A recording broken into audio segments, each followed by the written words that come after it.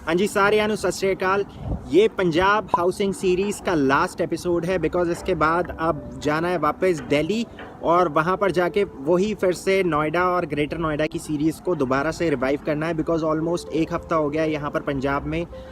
मैं छुट्टियाँ मनाने के लिए आया हुआ था, लेकिन सुबह के टाइम और शाम के टाइम मेरे पास कुछ टाइम होता है जिसको मैं यूटिलाइज़ कर रहा हूँ यहाँ पर, and I am also capitalizing my trip. So आज की इस वीडियो के अंदर आज आप देखेंगे एक और independent villa based project. So it's a kind of gated community और इसके अंदर सिर्फ 12 ही हाउसेस हैं जो डेवलपर ने बनाए हैं। काइंड ऑफ रो हाउसिंग आप इसको कह सकते हैं बिकॉज इसके अंदर अलग अलग डेवलपर्स ने अपने प्रोजेक्ट बना रखे हैं। सो जिस प्रोजेक्ट को दिखाने के लिए आज मैं लेकर आया हूँ आपको, इसको डेवलप करा है ड्रीम प्रॉपर्टीज़ ने और इस विला का नाम है ड्रीम विला। सो इसका प्लॉट एरिया की अगर बात करें तो 138 गज इसका प्लॉट एरिया। कॉस्टिंग की अगर बात करें तो it will cost you somewhere around 72 lakh rupees onwards. इसमें कुछ कॉर्नर यूनिट्स भी अवेलेबल हैं तो उनकी कॉस्ट थोड़ी सी कंपैरेटिवली ज़्यादा हो जाती है बिकॉज उसमें आपको 2 साइड ओपनिंग्स मिल जाती हैं।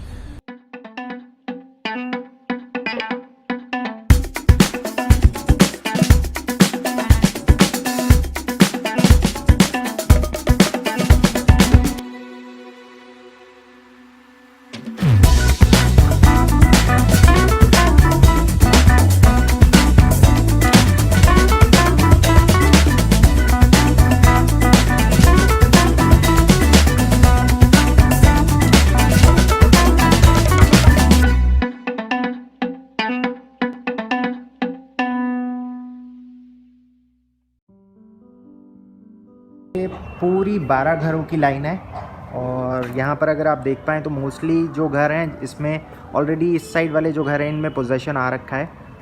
सो ये एरिया पड़ता है पूरा सेक्टर 125 सनी एंक्लेव। सो इसमें अगर जैसे ही आप एंटर करते हैं तो यहाँ सामने की तरफ ये पूरा एक पार्किंग के लिए स्पेस मिल जाता है। इसके बाद यहाँ पर ये थोड़ा सा एरिया आप एज ए यूटिलिटी की तरह इसको यूटिलाइज़ कर सकते हैं। उसके बाद यहाँ से एंटर करते हैं। सो एंट्रेंस पर ये पूरा एक अमेजिंग ग्लास डोर दे रखा है। इसके बाद एंटर करते ही सामने की तरफ लिविंग एरिया आ जाता है। विला के अंदर जिस स्टेट में अभी आप देख रहे हैं ये इसी स्टेट में डिलीवर होगा बिकॉज इसके अंदर जितना भी डाउन सीलिंग का काम है, उसके बाद वॉलपेपर और मॉड्यूलर किचन, ये सारी चीज़ें इसमें लगी हुई हैं। All you got to do is just pack your bag and move your movable items, that's it. ये पूरा लिविंग और डाइनिंग एरिया है कंबाइंड। सो ये वाली जो स्पेस यहाँ पर डिज़ाइन कर रखी है स्टेयर के नीचे, ये इसलिए डिज़ाइन कर रखी है ताकि यहाँ पर इस एरिया को आप एज अ डाइनिंग यूज़ कर सकें और इस स्पेस में आप अपनी कटलरी शोकेस कर सकें, या फिर अगर मान लीजिए कोई डिज़ाइनर एलिमेंट्स अगर आप शोकेस करना चाहते हैं तो। सो ये पूरा इस साइड में लिविंग एरिया आ जाता है। दीवार के ऊपर अगर आप नोटिस कर पाएँ तो यहाँ पर एक 3D लुक का वॉलपेपर दे रखा है और सीलिंग अगर आप नोटिस करें तो यहाँ पर वुडन प्लैंक्स लगे हुए हैं। इसके बाद फोकस लाइट्स लगी हुई हैं पूरे उसमें। सामने की तरफ ये पूरा वही बालकनी स्पेस है जो अभी आपने बाहर से देखा था। सो एक डिफरेंट एंगल से अगर आप इस पूरे लिविंग और डाइनिंग एरिया को देखते हैं तो यहाँ पर इतनी स्पेस सामने की तरफ आ जाती है। सामने की तरफ एक बेडरूम है उस साइड और ये पूरा यहाँ पर किचन एरिया है। So it's a C shape kitchen. So kitchen के अंदर यहाँ पर एक डबल बोल सिंक दे रखा है और इसमें कंप्लीट वुडवर्क कर रखा है with below and above cabinets. जितने भी कैबिनेट्स है it comes with soft closer. आप देख सकते हैं ये पूरा सॉफ्ट क्लोजर के साथ है और जितने भी यहाँ पर नीचे की कैबिनेटरी बना रखी है इसके अंदर भी अगर आप देखें तो ये पूरा सॉफ्ट क्लोजर है। ये बड़े वाले बर्तनों के लिए स्पेस आ जाती है। ये वाली जो स्पेस आ जाती है ये ग्लास के लिए और बड़े डब्बों के लिए आ जाती है। इसके बाद किचन की अगर आप सीलिंग देखें तो सीलिंग पर भी यहाँ पर लाइट्स लगा रखी हैं और किचन के अंदर एम्पल ऑफ सॉकेट्स हैं to cover all your appliances. सामने की तरफ जो स्पेस दे रखी है that's for microwave oven. So ये था पूरा किचन का एरिया जिसमें अभी आपने टॉप कैबिनेट्स देखे और ये पूरा नीचे के कैबिनेट्स आ जाते हैं यहाँ पर। सो ये वाली जो स्पेस है ये छोड़ रखी है फॉर फ्रिज। किसी भी किचन के अंदर 4 एरियाज होते हैं, prep zone, cooking zone, washing zone और स्टोरेज जोन। सो ये चारों चीज़ें यहाँ पर एम्पल हैं। अगर आप देख पाएँ तो स्टोरेज हर कॉर्नर में इन्होंने दे रखी है।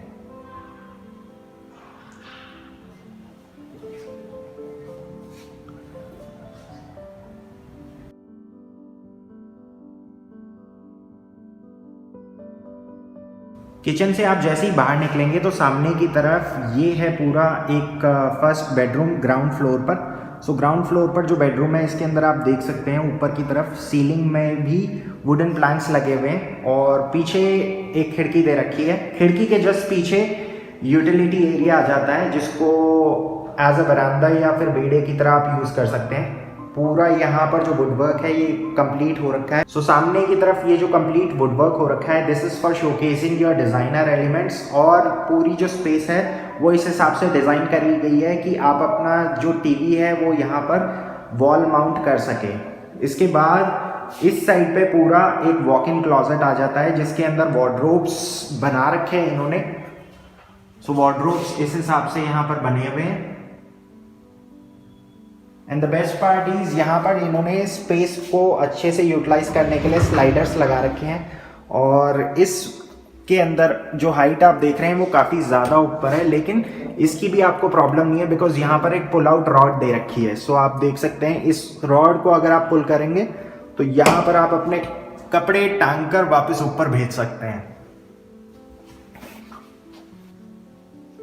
इसके बाद जस्ट राइट हैंड साइड में यहाँ पर एक अटैच वॉशरूम आ जाता है। सो वॉशरूम का भी अगर आप साइज देखें तो काफ़ी ज़्यादा स्पेशियस है इसका वॉशरूम। सो इस समय मैं बिल्कुल एक कॉर्नर में खड़ा हूँ। सो यहाँ से आप देख सकते हैं पूरे बाथरूम में जो एसेसरीज लगी हुई हैं और जो फ्लोरिंग है वो एंटी स्किड यहाँ पर टाइल्स लगी हुई हैं। इसके बाद ये पूरा वही ड्रेसिंग एरिया है जो अभी आपने देखा था।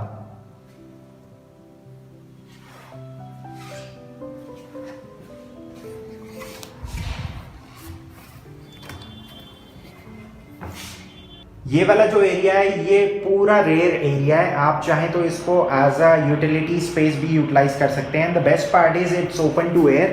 सो यहाँ पर वेंटिलेशन बनी रहेगी और दरवाजे में यहाँ पर नेट का काम हो रखा है जिससे मस्कीटो भी नहीं आएंगे।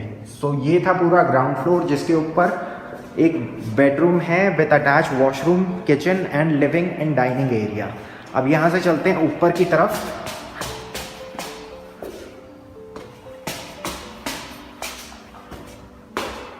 ऊपर पहुंचते ही यहाँ पर ये पूरा जो एरिया आ जाता है ये एक लॉन्ज एरिया आ जाता है और इसके बाद यहाँ पर ऊपर 3 बेडरूम्स हैं। सो एक बेडरूम मेरे लेफ्ट हैंड साइड पे है और 2 बेडरूम मेरे जस्ट सामने की तरफ है। सो ये है दूसरा बेडरूम इस घर का।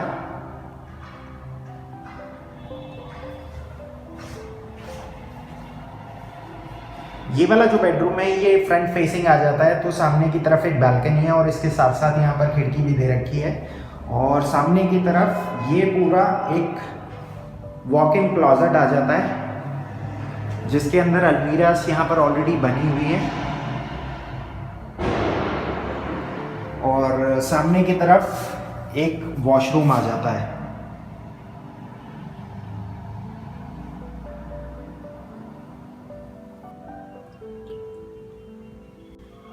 वॉशरूम से आप जैसे ही बाहर निकलेंगे तो यहाँ से अब मैं आपको बाहर की तरफ लेकर चलता हूँ। सो ये पूरा फ्रंट बालकनी वाला एरिया आ जाता है। सो यहाँ से आप देख सकते हैं पूरा ओवरव्यू। आसपास यहाँ की बेस्ट पार्ट ये है कि पंजाब में हाई राइज का कल्चर इतना ज़्यादा कॉमन नहीं है। सो अभी भी यहाँ पर जो लोग बिलीव करते हैं वो इंडिपेंडेंट हाउसिंग बिलीव करते हैं। सो इसमें ज़मीन भी आपकी होती है और छत भी आपकी होती है। And the best part is it's a free hold property. यहाँ से अब आगे बढ़ते हैं। सो ये है इस घर का तीसरा बेडरूम। सो ये है पूरा तीसरा बेडरूम। इसमें आप एरिया देख सकते हैं सामने से कितना स्पेशियस है और इसके साथ जो वॉशरूम का एक्सेस है ये कॉमन है दोनों बेडरूम्स के साथ। यहाँ से अब अगर आगे बढ़ें तो ये ऐसा ही एक और बेडरूम है जैसा आपने बिल्कुल ग्राउंड फ्लोर पर देखा था, ये एग्जैक्ट उसी की रेप्लिका है। यहाँ पर सीलिंग पे आप देख सकते हैं इस टाइप से वर्क हो रखा है, और सामने की तरफ ये वॉल माउंट टीवी के लिए वुड वर्क हो रखा है। द ओनली डिफरेंस इज यहाँ पर वॉक इन क्लोजेट नहीं है, सो जितना भी वुड वर्क है ये पूरा रूम के अंदर ही कर रखा है। सो यहाँ पर नीचे की तरफ शू रैक्स दे रखे हैं और ऊपर की तरफ स्लाइडर्स लगा रखे हैं, और टॉप कैबिनेट्स में पुल आउट कैबिनेट्स लगा रखे हैं। इसके बाद यहाँ से ये पूरा वॉशरूम स्पेस है, आप देख सकते हैं। मतलब नोएडा और ग्रेटर नोएडा में जितने भी वॉशरूम्स मैंने देखे थे आज तक, इसके हिसाब से वो काफी ज्यादा छोटे लगते हैं।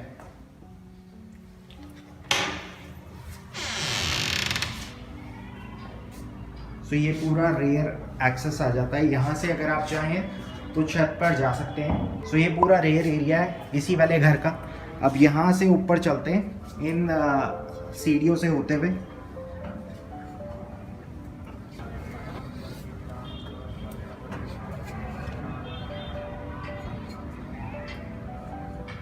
सो ये पूरा छत का एरिया आ जाता है यहाँ से। सो छत पर यहाँ पर कोई ममटी नहीं है, बस एक पानी की टंकी रखी हुई है पूरे घर के लिए। और ये एक वेस्टर्न कंट्रीज़ की अगर बात करें तो वहाँ पर स्काईलाइट होती है, बट यहाँ पर सेम कॉन्सेप्ट को इम्प्लीमेंट किया गया है। But the only difference is यहाँ पर इन्होंने बीच में एक फ्रेम दे रखा है ताकि घर के अंदर सिक्योरिटी बनी रहे, और ऊपर की तरफ एक टफ एंड ग्लास यूज़ कर रखा है। ये पूरा आसपास का एरिया है, सामने की तरफ पूरा ये जो जितना आप देख रहे हैं ये पूरा सनी एनक्लेव है।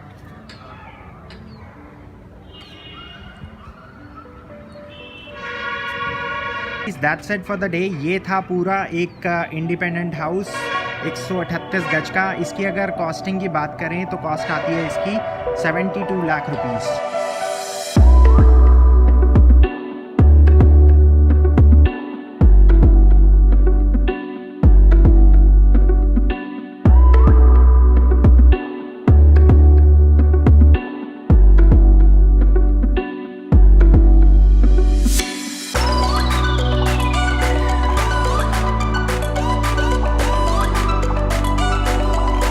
अब यहाँ पर बात करते हैं कुछ की लैंडमार्क्स की जो इस प्रोजेक्ट के आसपास है। अगर मान लीजिए आप शॉपिंग के लिए जाना चाहते हैं तो आपको घर से निकलकर सिर्फ 1.5 किलोमीटर की ड्राइव लगेगी, बिकॉज उसके बाद आप पहुँच जाएंगे VR पंजाब मॉल।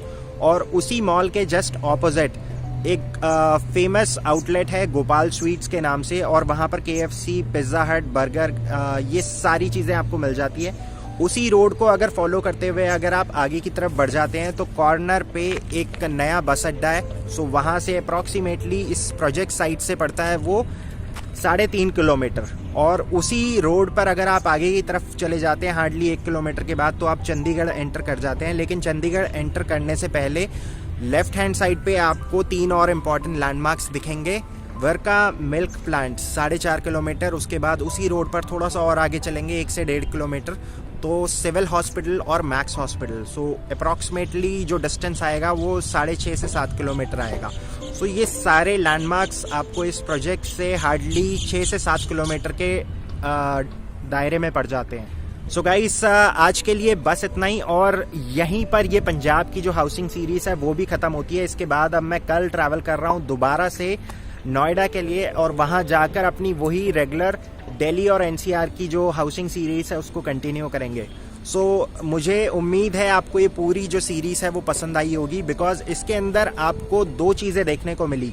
एक, जो दिल्ली का हाउसिंग कल्चर है वो बहुत डिफरेंट है अगर उसको कंपेयर करें पंजाब से। वहाँ पर क्या है कि आप ऐसे नहीं फैल सकते हैं, आपको सिर्फ वर्टिकल जाना पड़ेगा, और the cost is really high. अगर वहाँ पर एक सिंपल 3 BHK की बात करें तो वो उसकी जो कॉस्ट आती है वो अप्रॉक्सीमेटली, मैं ग्रेटर नोएडा की बात कर रहा हूँ, नोएडा और दिल्ली तो बहुत दूर की बात है, ग्रेटर नोएडा वेस्ट की बात कर रहा हूँ, वहाँ पर आपको 3 BHK की जो कॉस्ट आती है वो आती है इतनी ही जितने में आपको यहाँ पर एक ड्यूप्लेक्स विला मिल जाता है। And with all the wood work and all the furnishing. किसी भी प्रोजेक्ट की जो कॉस्ट होती है वो डिपेंड करती है उसकी लैंड की कॉस्ट के ऊपर। दिल्ली एनसीआर में जो कॉस्ट है वो लैंड की बहुत ज़्यादा है, बिकॉज वहाँ पर एक्सपैंड करने के लिए कुछ नहीं है, सिर्फ आप वर्टिकली जा सकते हैं, ऊपर ही ऊपर जा सकते हैं। यहाँ पर क्या है कि लैंड बहुत ज़्यादा अवेलेबल है, इसीलिए यहाँ पर जो कॉस्टिंग है वो थोड़ी नीचे आ जाती है। इसके अलावा यहाँ पर जो हाउसिंग कल्चर मैंने देखा वो ये था कि यहाँ पर लोग विश्वास करते हैं अपनी ज़मीन और अपनी छत के ऊपर।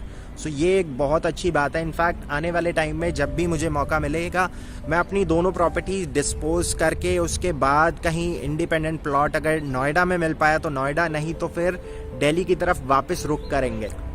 सो इसी उम्मीद के साथ कि आने वाले कुछ टाइम के बाद मैं इस जगह पर दोबारा आऊँगा। इस सीरीज़ को यहीं पर ख़त्म करते हैं। मैं आपसे मिलता हूँ कल एक नए प्रोजेक्ट के साथ, बट वो होगा दिल्ली एनसीआर या फिर नोएडा में कहीं पर भी।